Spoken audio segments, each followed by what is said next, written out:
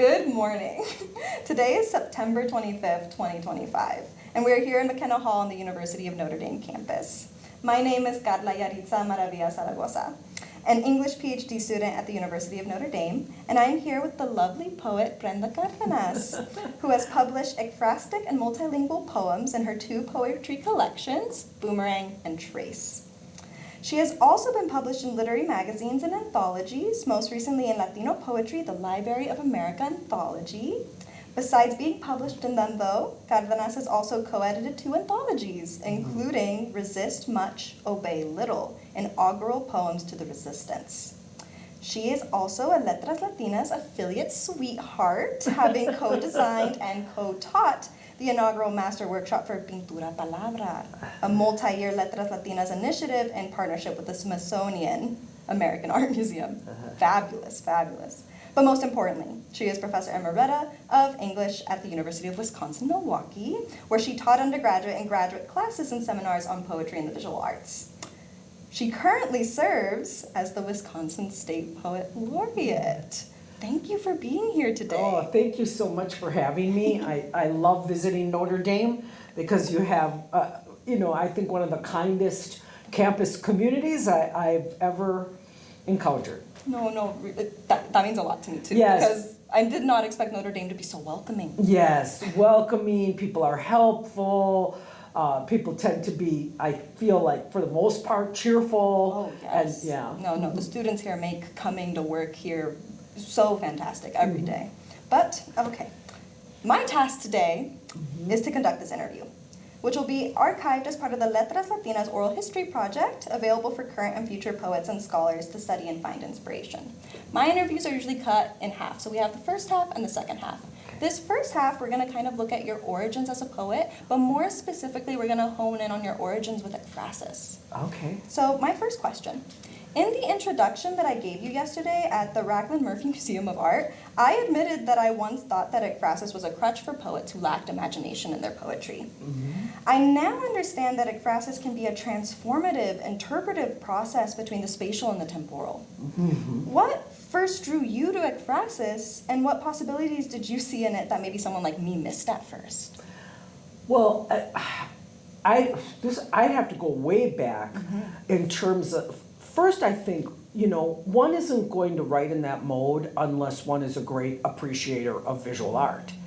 And I think for me that appreciation goes way back to childhood, in the sense that I had an uncle who was a visual artist. He actually was trained in the army when during the Korean War, and he was a commercial artist for his living, but he, in his free time, he could paint and detail-oriented stuff that every little detail in there. And then my father worked in a factory. I mean, he never called himself a visual artist. He eventually moved up into computers when they first came out, but he could also draw. Like, we would ask him, "Dad, draw this musician I love," and he would be able to do the likeness. Exactly, it would look just like the album cover, right? And I had cousins who did, like, one of them rode rodeo. So he actually broke every bone in his body multiple times doing bucking broncos, but he also did the leather tooling on chaps and saddles. Beautiful, beautiful detailed leather tooling. I had another cousin who was a leather worker. I had another one who's a fine furniture maker, and it's just absolutely beautiful. None of them did this as a living. None of them would have walked out into the world and said, except maybe my uncle, "I am an artist," right? There was that creativity there. And I grew up in a home where I had, it was two levels, and my aunt and uncle were in it with me, and my aunt was incredibly creative. So we were always they were more like crafts, not like kits, like of her own imagination, reusing things to make a craft. And so I was always doing something visual. And she was also she wasn't a trained tailor, but she could sew like you wouldn't believe, and would make 3-piece suits out of the remnants that were being thrown away that my uncle brought home from the fabric store where he had worked as an electrician, and so I grew up with it around me all the time, this creativity, and that made me really fall in love with art. We didn't go to art museums when I was a kid, but as I grew up, I started and just really developed this great appreciation for the visual arts. Now, writing poetry that is in conversation with visual art or inspired by it, I don't think I knew a lot about the mode when I first started. Oh, I know what it was. It was when I lived in Pilsen. And this was, about 1998 to about 2005.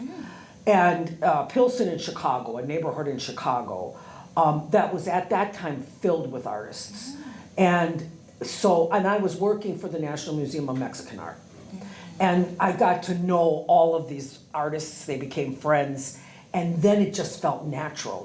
I would go into their studios and they would be painting something, they would have their work all over the walls, and I knew them so I could have conversations with them about it, and then I just felt like I need to write. I need to write in conversation with this. And so I think that was a big part of it. Even before though that, I was doing some of it. But I think, working for an art museum and being around art and artists all the time really had an impact on making me want to do more. That's when I started to study the mode and look at what scholars had to say about it, what artists had to say about it, what other poets had to say about it.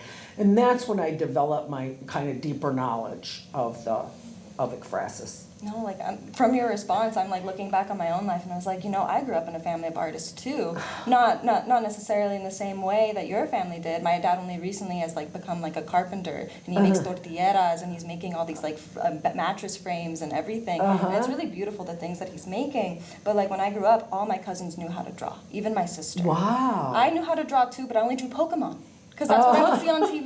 I would go outside and I'd grab these rocks that worked like chalk, and I would go on the driveway and I would just draw Pikachu over and over and over again. But I wasn't as good as my cousins or as my siblings who could actually draw people and draw eyes. And they would even go so far as to draw Dragon Ball characters and frame them on the walls in their house. Wow. And so I think maybe my distancing with art had to do with my own envy. I wanted to be able to draw Pikachu the way he moved on the frame.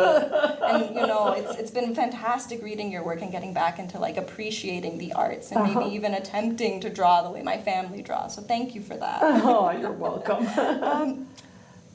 Before ekphrasis though, there was obviously poets and writers that influenced your writing or influenced your journey as a poetess. Could you name a few that you found influential to your work and your development?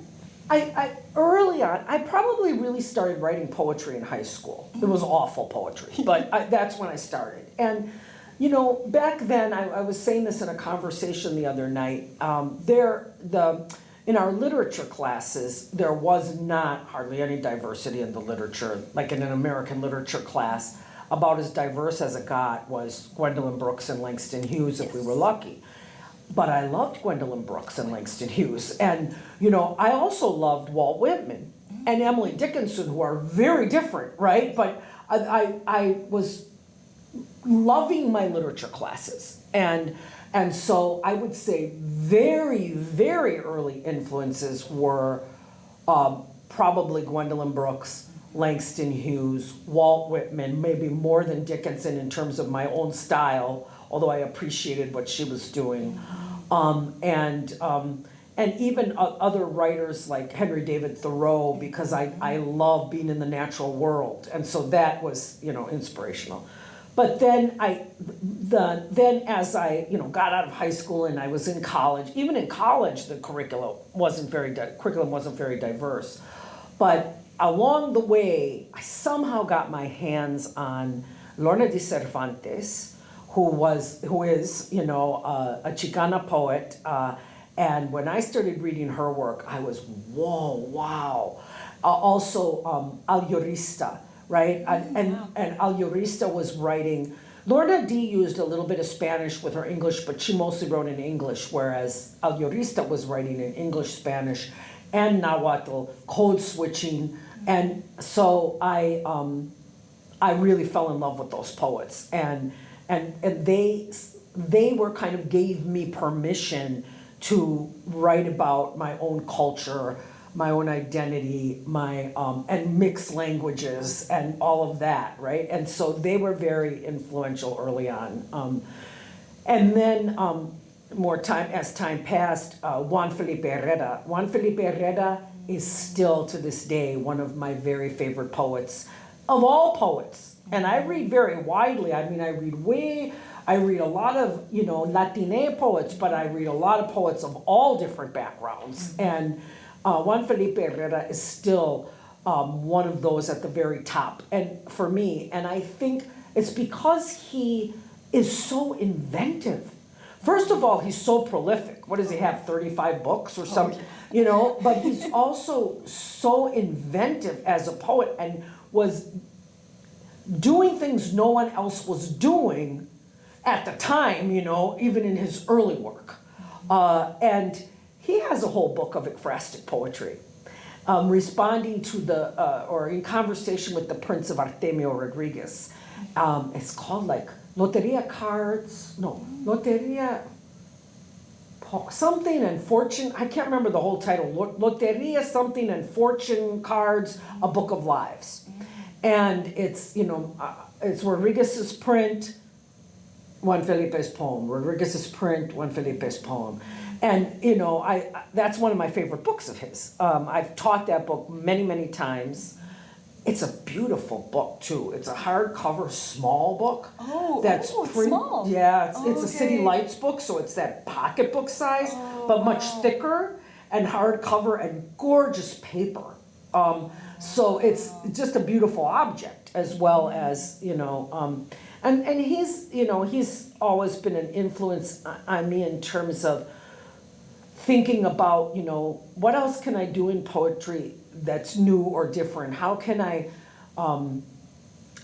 say this in a way it's never been said? And he's also just one of the kindest people you'll ever meet. Just a lovely human being, can relate to all ages. I've seen him just wow a crowd of little kids, And when I brought him to the University of Wisconsin-Milwaukee, there were families, lots of families came, and there were children in the audience around me. And at one point, this little girl in front of me was dancing to his poetry. This is Juan Felipe, right? He's magic. So that is a big influence. But also, I've mentioned the poet Craig Santos Perez now. I think there's nobody who knows how to put a book together like him or write a series of poems. And he writes work that is socio-political, relevant in those ways, but is not the kind of poem that's up in your face, kind of preaching at you at all.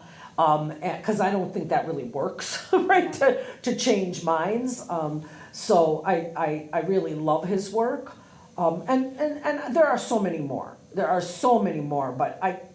we would be here all day. Really?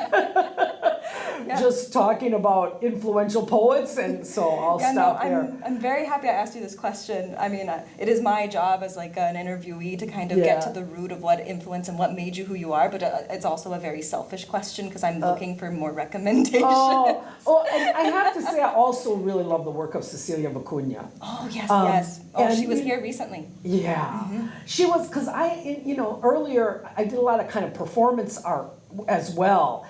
And not in her style, but still like the way she is a performance artist, she is a visual artist, and she is a poet, has always spoken to me. Her books, the way she'll do something out in the natural world, she'll photograph it, and then she has these like strings of text. I've always wanted to do something like that. So yeah, she's another influence. Mm-hmm. I'm learning that we have another commonality. I also did performance poetry a lot. I've performed in, oddly enough, museums, conferences.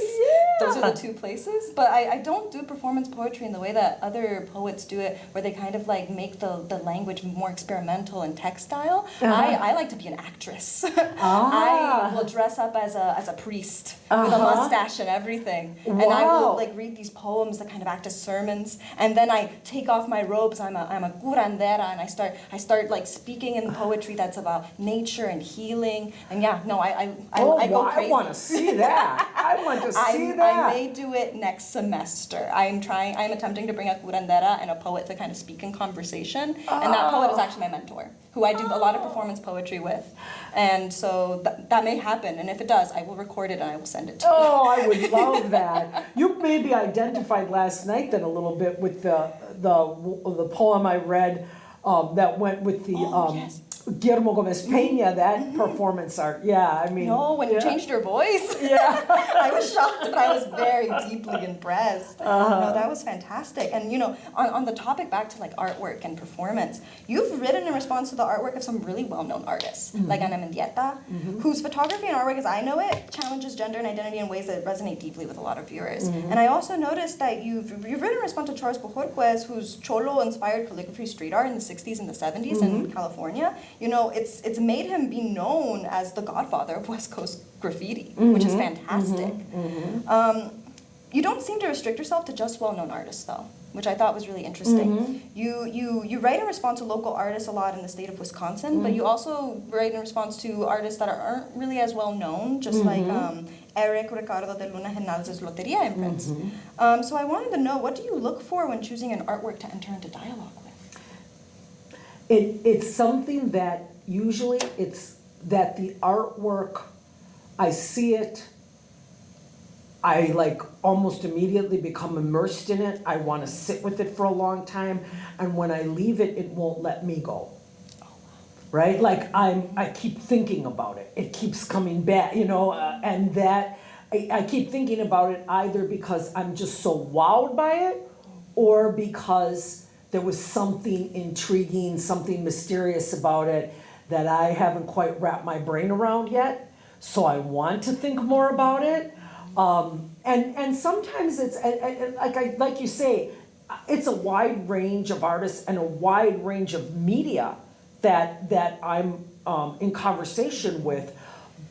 But one kind of art that I really love is art that's ephemeral.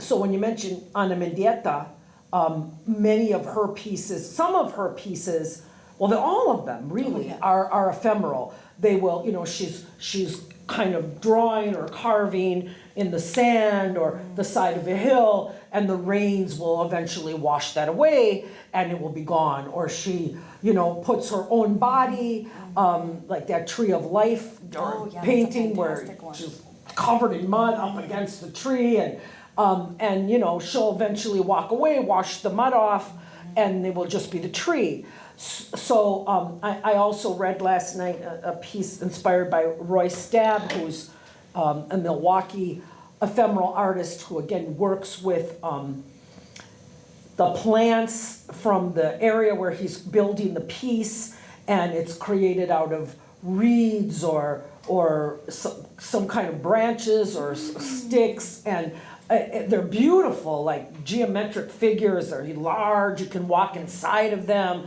but they will disappear. That he doesn't take a show down. It just dissolves. It just disintegrates. And I think I'm interested in that because I've just always been really interested in the ephemeral, which to me also relates to transformation and relates to these liminal spaces in between.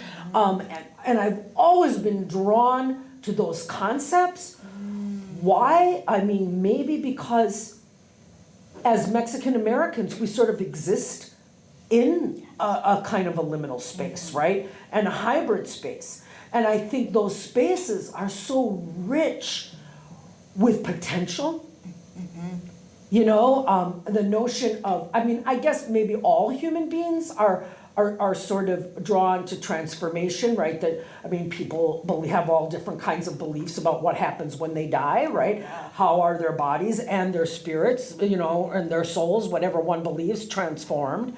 So there's kind of a natural human inclination toward that. But I also think a lot about the natural world of which we're part and the way in which things within the natural world transform into other things. You know, so I always say to my relatives, my husband, when I die, do not you dare put me in a box. Do not you, I want a green burial. I don't want to be in anything more than a shroud, and you put me in the ground, and I want to become mushrooms. I want to become whatever it is that feeds plants that then grow. Wow.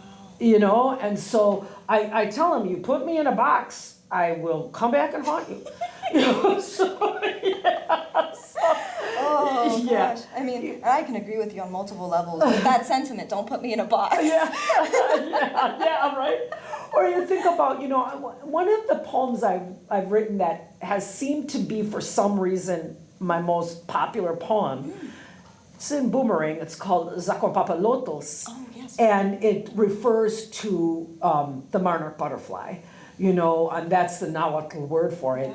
Yeah. And, you know, of course, they go through not only transformation, as all butterflies do, but that migration from those oyamel trees in Michoacan all the way to Canada, and it takes multiple generations to make that journey there and back. And I'm just so drawn to things like that. So Oh my God. I hope that answers. No, you did that's a beautiful response to my question. And it just made me think about how my mom wanted to name me like Butterfly, but like we don't really have the indigenous roots to like, she didn't want to like appropriate anything. And so she called me Yaritza, which apparently also has an etymology towards like meaning small butterfly. And it's so ironic because I'm afraid of butterflies. I'm deathly afraid of butterflies. Really? Ever since I found out that when there's like no nectar, no like natural like food resource for them to kind of to grab onto, in emergencies they can like drink the blood of corpses.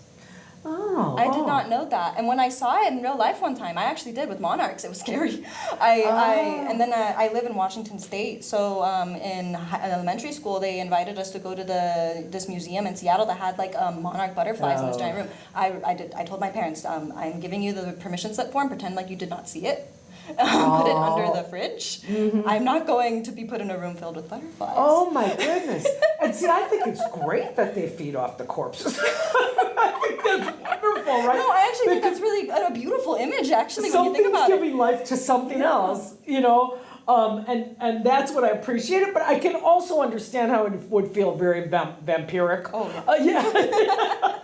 Yeah. Oh, God. But now, talking about monarch butterflies and the fact that they migrate and that they have like this natural response to migration, I also want to talk about place with you, because your poetry is deeply situated in place. It means covering Milwaukee, Wisconsin, Chicago, Illinois, and the Midwest more broadly, but also to places outside of the United States like Chiapas, Mexico, and to Korea, which I was shocked by.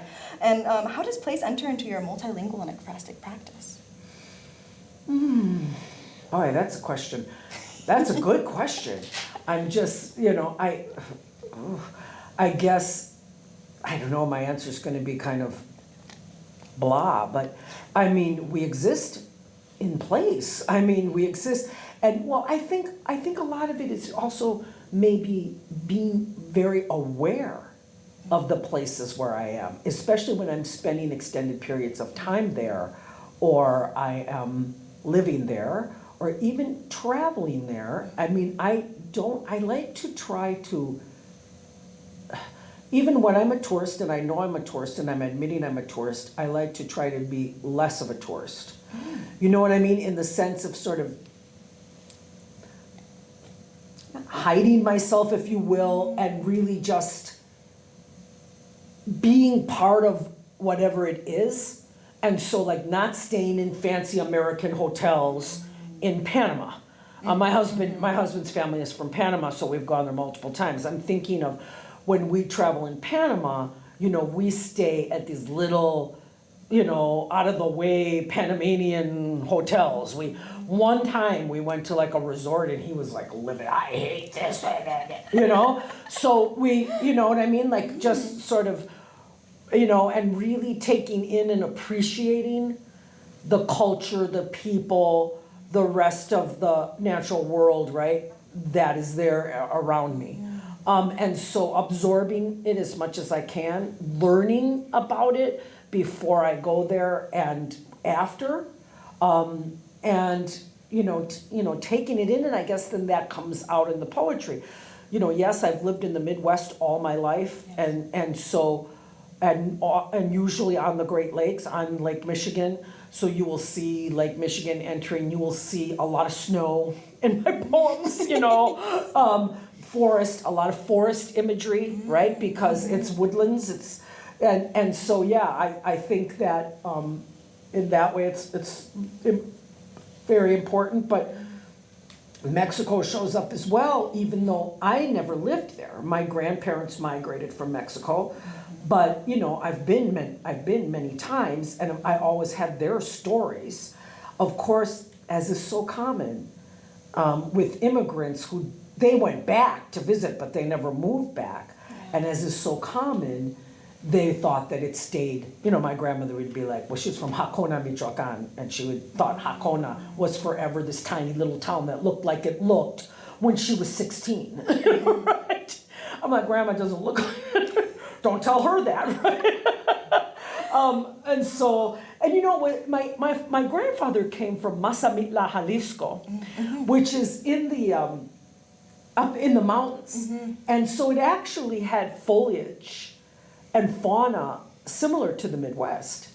He had a relative that came before him. It's a long story, but I try to make it short. His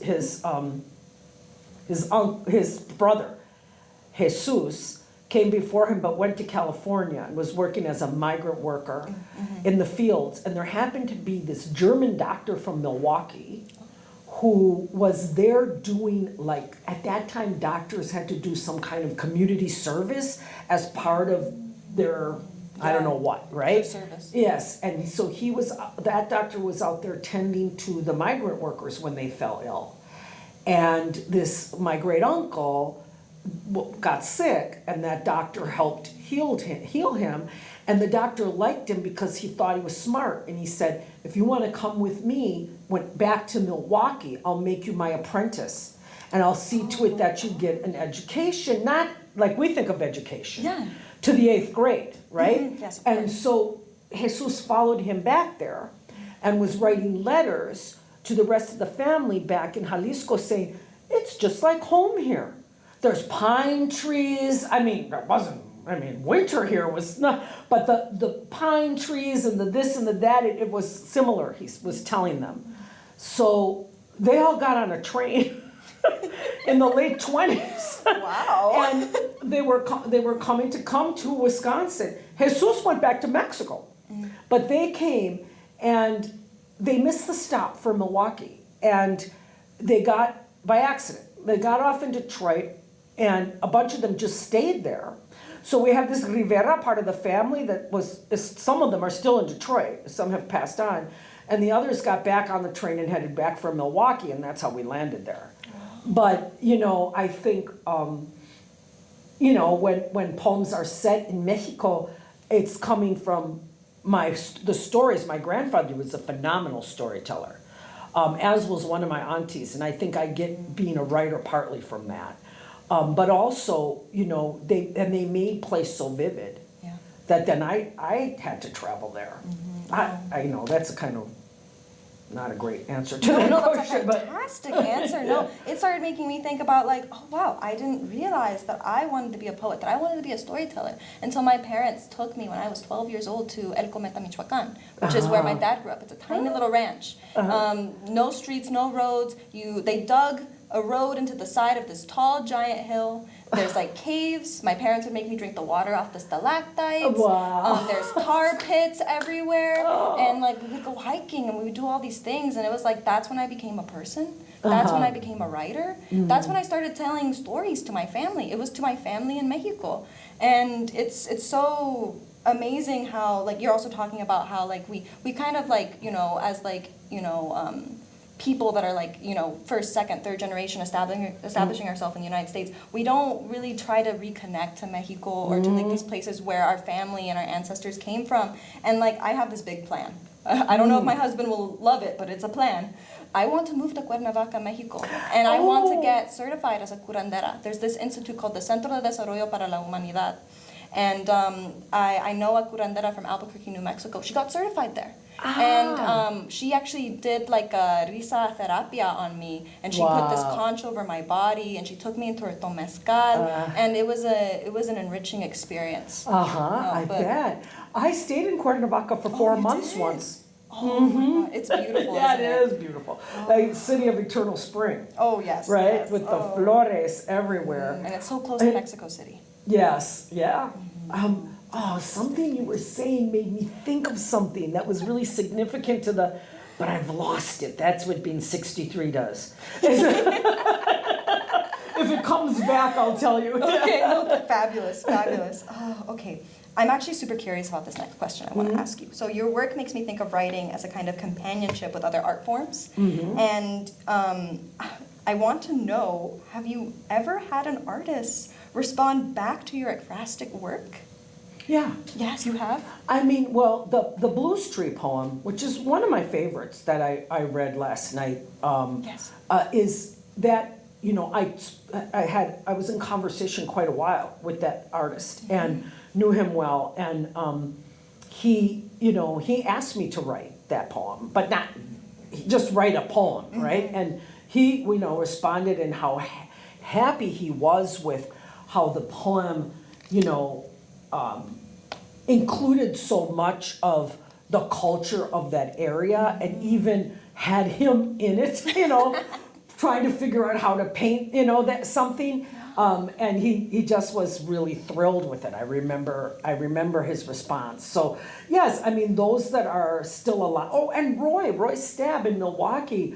Yes, you've written so much in response to him. He didn't even know, I was doing this, and somehow somebody told him, and I was doing a reading, and he showed up at it, and he was just thrilled, right? And then he sent the poems that I had written in conversation with his work to other places, and one of them was put on a wall in, I don't remember exactly where, but it was like somewhere in the Far East. With, it was put somewhere among his work, or it was read at a symposium about his work. I think this might have been China, right? So yeah, I have had responses, from the artists. I love that when they're still alive, I mean, of course, when they've passed on, you don't have that, but I like to think that somehow they know. I love that sentiment. Another question I wanted to ask you, 2 poems that really stood out to me in your repertoire was the poem Turning, and I think that's in Boomerang, and Trespassing, which is in Trace, due to the fact that they're very implicit about activism. And I wanted to know, how does activism play a role in your poetry, or just as, a person in your personality? Yeah, I mean, it was funny because last night at dinner, the group that was there somehow brought up zodiac signs. Oh, yeah. And I said, I'm Libra, and they said, well, do you feel like you fit it? And I said, yes, because Libra's the scales, and it's all about justice. You know what I mean? Like, my concern for justice is very strong. And my concern for equality and giving everyone equal opportunity. I don't believe that the 1% should have everything and everybody else should be groveling at their heels, you know what I mean? And my beliefs are very strong there. What kind of world is it to live in otherwise? And so I've always engaged in activism from much tame, what I consider tame activism, like, get out the vote, texting to get people to vote, souls to the polls, driving people to the polls, to protests. I haven't done a lot of illegal stuff, except in that one poem, I'm trespassing on the land that they're gonna mine, right? And yeah, but for the most part, some pretty vivacious protests that I've been part of, those used to work. They don't work anymore because the powers that be just ignore them. So really the only thing they're good for, and I think it's important, they're good for keeping the solidarity of the people who are resisting and keeping our, because you feel like you're banging your head against the wall sometimes, so keeping us, together, alive, awake, I'll use that dirty word, woke, and,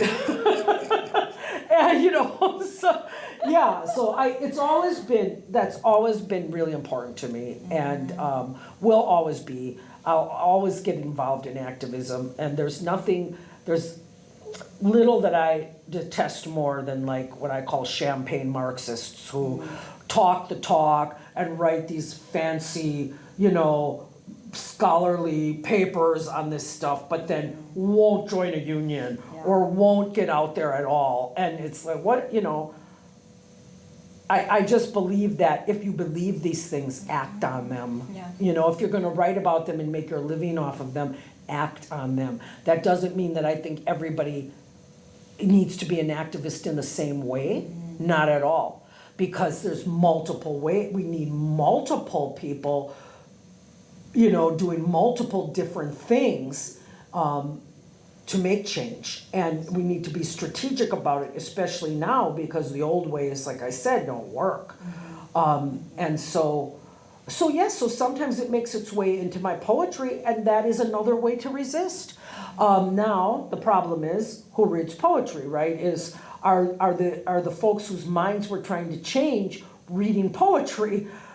Not a lot of them, but you never know. Sometimes you might go, be like in my job as poet laureate, I'm in all these little towns, farm towns out in the middle of nowhere, and people come, and I will read some of those poems. I approach it gently.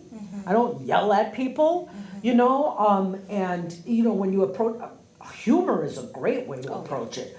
Because you get people laughing, it can make them think, and it can change minds.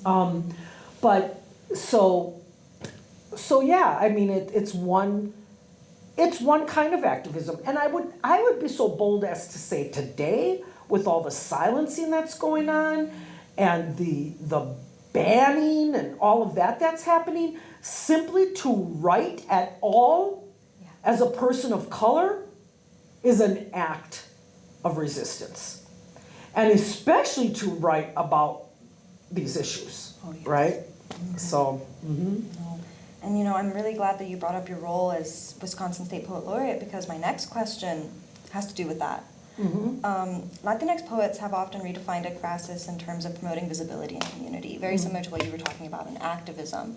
And this is making me think about a seminar I attended where we were learning about the ways to do active learning strategies in the classroom. And there's dialogue, debate, discussion, but a new one that they've added is demonstration, which is just attending protests, building unity, promoting community, finding people that you can build a coalition with, people to interact with, people to talk with, people that don't necessarily agree with you, but people that you can at least meet on a first base level. And so I wanted to know, what does all of this mean now for you, especially in your current role as the Wisconsin State Poet Laureate? How do you see your role specifically within activism and building community now that you're in such a high position in your state? Well, in that position, you also have to be careful, right? To a degree. And I remember when they first gave me the role, the head of the Poet Laureate Commission saying something about, don't advertise it if you're doing political readings, because she saw I was doing some reading that was all political, the whole thing was. And I said, then you hired the wrong person. Don't hire me to do the, I say hire, I don't get paid. We get a stipend of $3,000 a year, and my whole $3,000 went to building the website for my project, right? So we don't get paid. But, I said, that I'm not the poet laureate. I'm not the person to bring into this if, I won't be in someone's face, I won't be crude, but, and she backed down, and I went to do a reading for it's the Wisconsin Fellowship of Poets. So they really love their poet laureate, whoever it is, that's their their poet laureate is their reina or their, you know what I mean? And so, you know, and I read some of my more political poems and I said, I'm sorry, but I'm not the poet laureate to shut up about this. They all cheered. They cheered. They wanted to see, you know, they wanted somebody to speak out. But I lost the question now. Oh, how am I? I don't know if I kind of answered it. Also, I think I answered it a little bit before when I said using humor. Approaching it gently, but also being honest about what it is, right? That we're talking about. And I like that you're super authentic. The first time I met you at dinner, and like based off of the interview as well, when I saw your interview, the interview you initially did 10 years ago with Letras, Latinas, I was like, this is such an educated poet. I am so intimidated to meet this person in real life. And then when I met you, you were so kind, so outgoing. You had all these wonderful stories, and like chisme with you is just feels great. That's so sweet. So no, like the authenticity, I think, is something that so many people, especially this younger generation, is too scared of doing. They're too scared to be vulnerable. They're too scared to, you know, like lean into the cringe, so to speak. That's something that I've noticed. And so like, no, like you're reminding me that like, oh, I need to just, you know, lean more into my personality a little. I think part of that is that everything is so mediated now. This is always between us, right? This instrument, this telephone that's become part of our bodies, you know,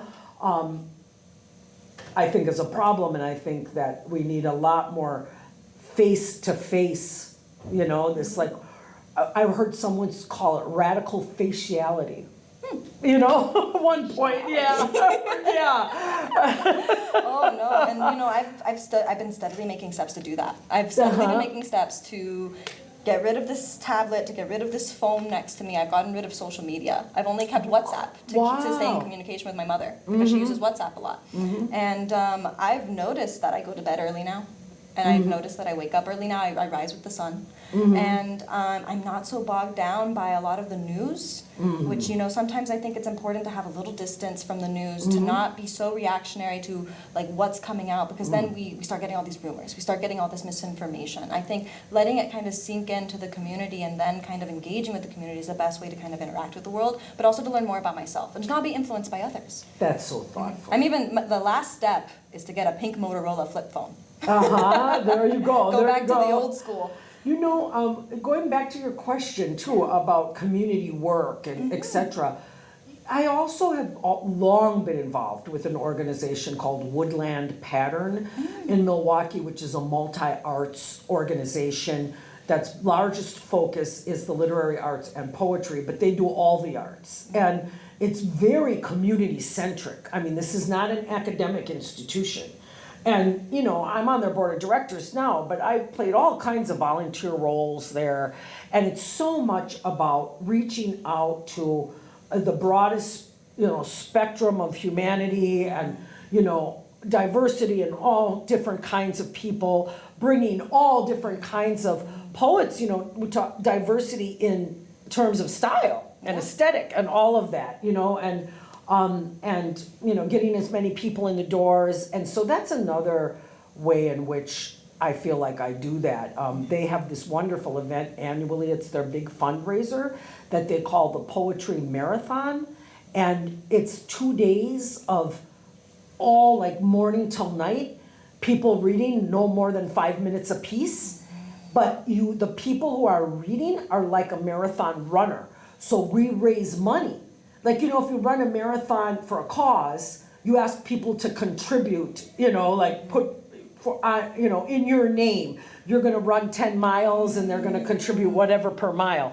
It's the same thing. The poets go out themselves and they get sponsors, and then that raises money for this not-for-profit, right? And it's just a beautiful community event. People come from all over the Midwest, and they have it partially online now so that people can tap in from all over the world. Wow, that is amazing. Okay, Now we're going to move into the second half of the interview. Okay. We spent a long time on the first half, so I'm I sorry. am going to shorten the second half a little bit, but you this is have my a- favorite part. You have a talker here. I wanted to ask you a couple of questions about your two collections, Boomerang and Trace, but before we get into that, I wanted us to kind of break away from the usual structure of these Letras Latinas interviews, and I want us to do a little interactive thing. So Okay. I have my fancy dandy Notre Dame folder, and inside of it I have a piece of cardstock paper, 8 by 11 inches. That's for you. Thank you. And I have a pack of Crayola, Okay, great. color pencils. Thank you. And I have the same for me. And I'm going to give you this folder so that way you can Oh, use it. thank you. But I wanted us to do a little creative project together so that way we can learn a little bit more about each other. Okay. I do this a lot with my students and it's really fun. Okay. But I want us to, on this sheet of paper, answer the following question. Okay. If we were to map our journey as poets visually, whether as like a mural or a film reel, what would some of the key images be? If we were to map our poetry, say it again? Yeah, if we were to map our journey as a Our poet journey. visually, what key images would there be? Okay. Yeah. And so we'll be multitasking. We will be doing that on the Okay. page while I continue the interview. Oh, wow. Okay. This is something I've seen so many people do, and I thought it'd be so fun. And I, as much as I love art, I can't draw my way out of anything, which is probably why I appreciate so much what others can do. Yeah, no, same with me. So, the first question I want to ask you while we draw. In Boomerang, the title itself suggests both a return and departure. Uh-huh. How did that concept shape the structure of this collection? In Boomerang, a Yeah. return and departure.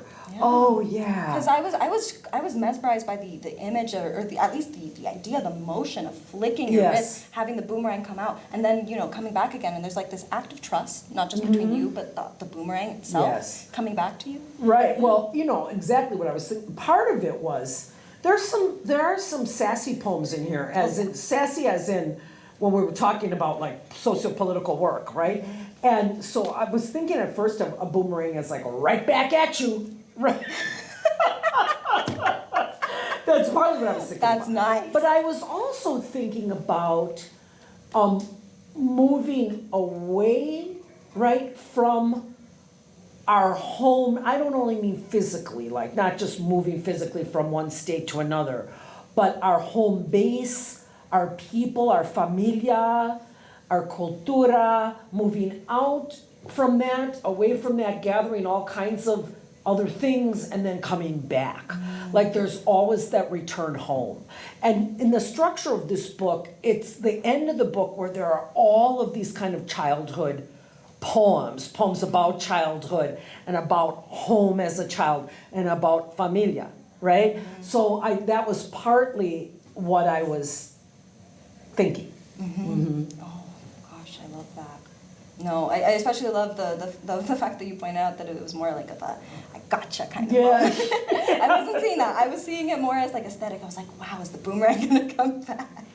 Yeah, that's but it does come fantastic. back. I mean, yeah. No, and then Boomerang has such intense sound play that Juan Felipe Yeah. Herrera, who did the introduction for your collection, Yeah. Boomerang, he described your verse as sonic calligraphy, which I just thought was like fantastic. And it's so noticeable in poems like Sound Waves Yeah. and Poema para los Tintunteros. Like it comes out. And then I was so shocked to find out that I think it was Poema para los Tintunteros.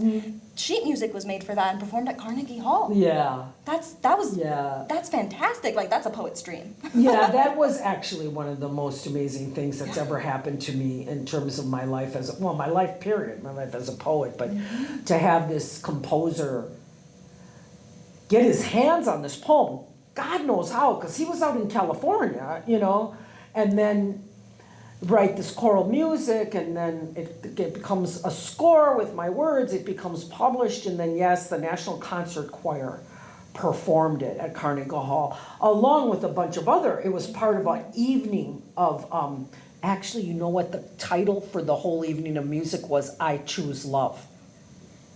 That was the title for the whole program that night. And what it was a program of choral music where the music was coming from all different cultures. And this piece was part of it. And I'm sitting there in the audience in Carnegie Hall watching. It was a huge choir. I don't remember how many people were in it, but like more than 50. And to hear them singing my words to this fantastic music, I mean, I got to give the composer all the credit, but it was just, I've never experienced anything like that. And you're right, it's a dream come true, and it's partly a dream come true because poetry then is going out beyond just other poets or literary scholars or writers. You know, so often our work is really just being read by each other. And I think like that's lovely to have these exchanges with each other, but I want for everybody, for all our poets and writers, an audience of readers who they don't always have to be writers, right? Readers and listeners, because then what do we have? We have a more literate society. And so, you know, I think all the time about these stories about how you can be somewhere in Latin America, in the small dusty town, and you can walk into a cantina and sit down, and people will recite you Pablo Neruda from memory. But here, people don't even know who their poet laureate of the United States is. Yeah, no. You know, so I mean, yeah, right? That's, That is, yeah, no, that is, yeah. I remember when I told my students that I had done the introduction for the then United States Poet Laureate Ada Limon. They were like, who's that? She's so fabulous. She's so amazing. Fabulous. Yeah. Moving on, I want to enter into Trace a little bit. In Trace, the body and the landscape often reflect and reshape each other, which I thought was fantastic. Thank you. Very, Yeah. I mean, I'm a big fan of Ana Mendieta's work, and I feel like you do a lot of that naturally, whether you're responding to her work or not. And for example, your poem Ghost Species has this sense of the animal dead still walking with us on like this landscape that's kind of been taken over by like a city. Yeah. And so, do you see the word trace as an encompassing metaphor for migration and displacement? Or is it more as like a literal truth about how humans are continuous with their environments, or rather, and this is like what I'm kind of leaning towards, how the environment is continuous even without us? I think it's all of that, and it was also me thinking about the way in which every being on this planet leaves its trace, right? Every being leaves its trace. Every being somehow becomes absorbed into the other beings around it and the beings that come after it, right? I mean, we carry the traces of our parents, our grandparents, our abuelos, or all of that, right? And I believe that animals and plants do that too. There's been studies that trees literally, well, not literally isn't the right word, but trees talk to each other. Yes. They actually have systems of communication, right? So it's partly that, and then it's also when you think about a lot of the ephemeral art in the book, that art is, Ana Mendieta, for example, is about leaving a trace, right? And she's putting a trace in the land, you know? Or if you think about migration, it's that as well. That journey, right, leaves a trace, creates a trace. And I feel like my book is not a project book, meaning that it's not woven together. It's not like, not all the poems are about one subject. And I love those books. I appreciate those books where the poet researches, this topic, and the whole book is all interwoven so intricately.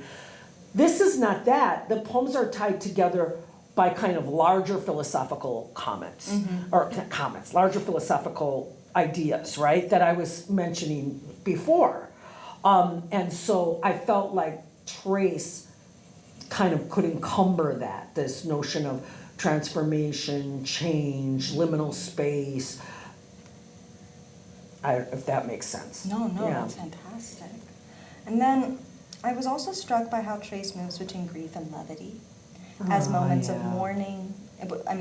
As moments of mourning and activism sit alongside sensory beauty and humor and song.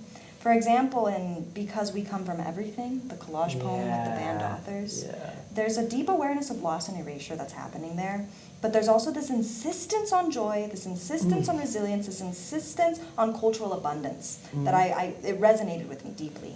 How do you think about that balance when you're writing? I mean, like, do you begin from grief and move toward levity, or are they always in conversation from the start? I think they're always in conversation because it's not a linear process, right? When we experience grief, yes, there are ways in which over time that the weight of it maybe, I don't know if it becomes less heavy or it just shifts. You know, there's this wonderful poem, I'm blanking on the poet's name now, it'll come to me maybe. There's this wonderful poem that the entire poem is about carrying a box. And it's a heavy box, and in the poem, the speaker is like moving it around. Imagine walking with this box, and first it's on his hip, and then it's on his shoulder, and then he's carrying it in front of him like that, and then he's shifting it over here. And then at the end of the poem he says, and then I learned, you or I or whatever it is, learn how to carry it something without ever putting it down. And when you go back and you look at the title of the poem, it's Mashiko Dead. Jack Gilbert is the poet. Mashiko was his wife. And when you see Mashiko dead, you understand that this box is grief, right? And that it's so heavy you have to shift it. And you're never going to put it down, but you learn how to live with it. But I think there's always a back and forth, right? It becomes lighter sometimes, you can forget, or you can even feel joy in your memories of whatever was lost, right? But then there's always going to be moments where it's all of a sudden going to feel so heavy again. Because, you know, when we lose someone or something, and by that I don't mean physical objects, but, you know, something profound, you know, it's with us our whole lives. Yeah. I know, that's very poignant, yeah. Yeah. No, when I lost my grandma, she was the only reason I had any ties or connections to Mexico, and now that she's gone, I've kind of lost that sense of myself. And for me, I had to write this poem. And, you know, it was difficult. It's like, I want to, you know, respect my grandma, and like, you know, I'm in the United States. I'm like over 3,000, 4,000, 5,000 miles away from her. Yeah. And it's like, I can't even go there and be there for the burial. I'm here. It was my first year in grad school. And my third year now. And so I've had a lot of time to process it, but every time I've tried going onto the page, there hasn't been any way to write a poem, you know, from her perspective or about her. It's like it's too direct, too personal. And so ultimately I was like, I need to get this out of my system. And so I wrote a poem in her voice. And without context, no one would ever know it. But I think, you know, I'm happy with that. I think I'm happy knowing that the voice of this poem, the poet in, like, the speaker of this poem is my grandma. And she's saying a prayer to La Virgen that sits on the border. And, you know, I'm really proud of that poem, and, you know, like, I do hope one day to go and visit her grave and to maybe leave it there, because she gave me so much. She was the reason I'm even here in grad school. I hear you. You know, and it takes time with grief. I don't only mean to move through it, but to write about things like that. Sometimes they're just too present, and when we try to write about them, it becomes too morose or too schmaltzy or whatever, right? And we need some time, we need some distance before we can actually put that down on paper. No. And then many of the poems in Boomerang and Trace engage ghosts and deities and ancestral figures. For example, the invocation of Ixchel in Cien Nombres para la Muerte, La Hilacha, the loose thread. And I wanted to know what draws you to these mythic and ancestral presences. And do you see them as a form of companionship, or as a way of making visible what history or dominant culture often erases? Oh yes, both of those things. Both of those things. What is erased. Also, I love that notion of companionship. And I think they also, again, liminal spaces, right? The between spaces between living here on this planet and life and death, living on this planet and living in some other realm, right? There's that. It's again part of that. It's a moment of transformation, and so I think for all of those reasons, yeah, those figures. You mentioned, which figures was it again you had in the question? That you mentioned ghosts, deities, Ghosts, yeah. and ancestral figures. Yeah, and I think deities and ancestral figures too, that's again, so oftentimes that's the sort of indigenous part of our culture that is so often erased, It's this irony where, both in the United States and in Latin America, where there's this grand celebration of the indigenous, there's these huge museums, and yet at the same time, right, there's this relegating of the indigenous to the poorest parts of the country, right, and they're having to fight and struggle for their water rights, and this was a distant relative, right, distant relative. So I'm not trying to claim anything major, but my grandfather said, till the day he died, when he was on his deathbed, that we were related to Lázaro Cárdenas. He was like a second cousin to my grandfather. And, he was the president of Mexico. He was, in the 1930s, he was the one who was fighting to give water rights back to the indigenous. And so, and he was like very much, the United States hated him, thought it was a communist because he was like nationalizing Mexico's oil industry and stuff, I'm like so proud that he was my ancestor. But he was beloved in Mexico, right, as a president.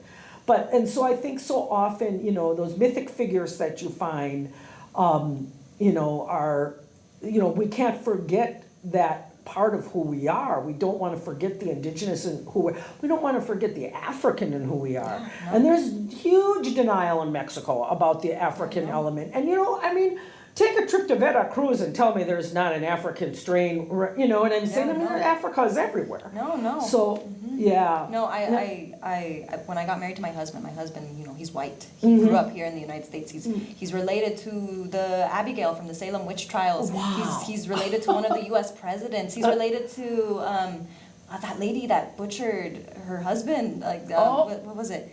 Sally Border? I don't remember. Oh yeah, I know what you mean. I know. He's related to so many people in United States history. It's insane. And then I don't have that. I don't have that connection to history. Like nothing has really been saved or traced in my family. But like my dad, if he grows his hair out, it's an afro. It's beautiful. He loves getting dreads. But I remember when my abuelita was still alive, and he went to go visit her. And, I had encouraged my father to lean in more to, being who he was and being proud of the way his hair was, because he was always bullied about it. Yeah. In this little pueblito where everyone would make fun of you if you looked a little different. They'd call him Chino. And I remember he came back and his dreads were gone. And I was like, wow, what happened? Where are your dreads? And he's like, oh, my mom, she didn't like it. She didn't like it. Yeah. And so now he hasn't really gone back into doing that. But I miss when my dad, leaned into his roots a little. Yeah. Leaned into I do have this in me. Right. And I know it's there, but it there's also this sense of like shame and humiliation in the family that doesn't really allow him to kind of have that space. My husband, his family is all from Panama. He has very curly hair. Yeah. And it's long, and when we're in Panama, it dreads. It just dreads from the humidity. There's nothing he can do. Okay, well, we only have about 4 to 5 minutes left. And you have a lot of questions I didn't answer. No, actually, we're actually doing really well on time. Oh, good. I just want to remind you to keep okay. But, some final questions and thoughts that I kind of wanted to bring up. If you could offer one piece of advice to a younger poet who feels skeptical of the process as I once did, what would you tell them? What would I tell them? I think it's okay to be skeptical, at first, and especially, especially if they're not really drawn to visual art. But I would probably say, give it a chance in the sense of read different poets who are doing it, read different, poems that are taking different approaches to this form. And so that, and maybe read an article or two that's been written about it, or this mode, right? So that you see that it isn't just describing what somebody else already did. If all I did was describe a painting in a poem, I wouldn't write the poem, because we might as well just go look at the painting. It's not that, it's not mimesis, right? It's lending context to this piece, whether it's the artist's autobiographical context, whether it's cultural context, whether it's historical context. It's lending context. It's looking at it from one particular perspective or multiple perspectives, and it's interpreting so that somebody can look at that art and read that poem and say, oh, I see why poet X interpreted it this way, but I see it differently. If I were to write the poem, I would do this. And you'll see that. You'll see if you have multiple people writing a conversation with the same piece, there'll be very, very different poems, which teaches us something about interpretation. And that can be of literature, of art, of music, of anything, and how we bring who we are and all of our own baggage, and I don't mean that necessarily in a negative way, to our viewing or our reading, right? And there's something to be learned from that. So I would say stay open enough to at least look a little bit at the possibilities of what this mode can do. Okay, and now I want us to share what we've drawn. I know you still need to work on it, so I will share first. And I know the prompt I gave, it's such a beautiful prompt. Like, if you could draw like your journey as a poet, like what would be the key moments? Yeah. I'm a rule breaker. I did not draw key moments. I drew key people and animals. Oh, cool. So I drew my dad. Oh, you can draw. Oh, you think? Better than me. I have stick figures. I drew my dad, Juan Carlos. I drew my mom, Letizia Maravilla. And I drew my two cats. Because I always have these people as characters in my poetry, no matter how much I try not to. I can't go away from like my father and some of the good moments and the bad moments I've had with him. Because like we see eye to eye sometimes, but we also fight. Yeah, of course. Really well. So I have him in red on squigglies. And then my mom, she's in like an orange ray. Because my mother has always been very spiritual and has always been there in terms of like my health and in my education. She's always been super supportive. And then this is my cat, Bratwurst Infinita Priscilla Maravilla. That's her full name. Bratwurst? Bratwurst. Oh my God, you're talking my language, Wisconsin. Yeah, no, I as a Mexican family, we wanted to try bratwurst out, and she came and she stole one of the sausages off the ground. And I was like, that's how she entered the family. She was a thief. Yeah, no. And I'm a big Elvis fan, so I named her after Elvis's wife, Priscilla. And Infinita, because she's never gonna die. And then she had a daughter. And she is actually the love of my life. She is the grumpiest kitty in the world. She will not love you. She's actually really creepy. If I sleep, my sister would come in and check on me because it was my sister's job to make sure I could breathe at night, because Lola would sit on my chest and she would just stare at me and she would be like, she would be breathing real hard just watching me. Yeah, but her full name is Dolores Ofelia Maravilla. Because she's always sad. It seems like she's always in pain. But yeah, no, I write about my cats, I write about my parents, and I use them as ways of kind of finding a new voice within the poem, but also kind of navigating my own voice. That's beautiful. That's beautiful. Like, I didn't think that deeply about this. This is terrible because here I am, the lover of art, and I have stick figures.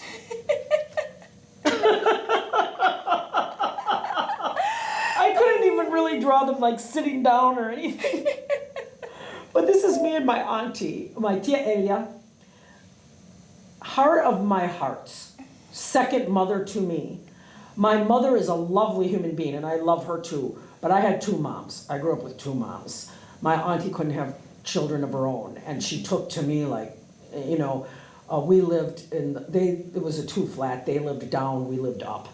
And when my parents finally bought their own house and we moved away, we were only moving 5 minutes away. But I didn't know that as a child. And I was just beside myself that we were moving away. And my aunt and uncle actually asked my mom and dad if they could have me. My mom said, we can't give you our child, but I'll bring her over all the time.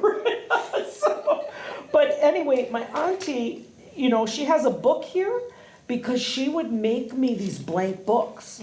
So she would take paper, it was always recycled from something, and she would, put it, punch holes and put it together, bind it with yarn or bind it with something, and she would give me these blank books and she would say, here, you write your stories in here, you draw in here. And she actually taught me how to draw like shoulders. I could have done this better, right? How to and she would have me write my little stories and do my little stuff in there.